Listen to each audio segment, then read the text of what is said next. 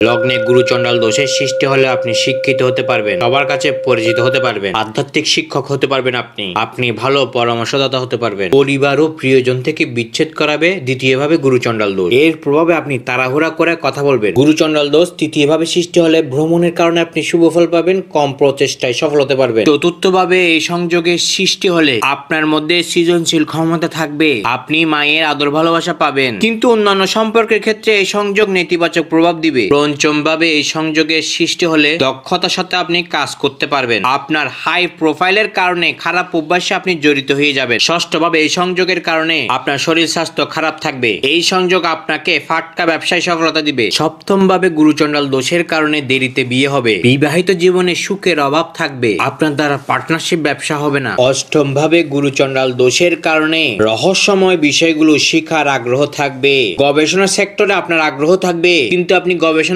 সফল হতে পারবেন না। নবম ভাবে গুরুচণ্ডাল দোষ আপনাকে শুভ ফল দিবে, আপনি ধার্মিক হবেন, এই সংযোগ আপনাকে সফল পদবি দিবে, যেই কোনো বিষয় আপনি উৎসাহ নিয়ে শিখতে পারবেন, কিন্তু কেরিয়ারে সফল হতে পারবেন না। দশম ভাবে গুরুচণ্ডাল দোষের কারণে একাদশ ভাবে গুরুচণ্ডাল দোষের কারণে সমাজে আপনি সম্মানিত হতে পারবেন, শিশুদের প্রতি আপনার অতিরিক্ত স্নেহ থাকবে, সারা জীবন আপনি সম্পদের পেছনেই থাকবেন। দ্বাদশ ভাবে গুরুচণ্ডাল দোষের কারণে আপনি বিদেশে সফল হতে পারবেন, পরিবার থেকে দূরে থাকলে আপনি কেরিয়ারে সফল হতে পারবেন, মানসিক ও শারীরিক সমস্যা থাকবে।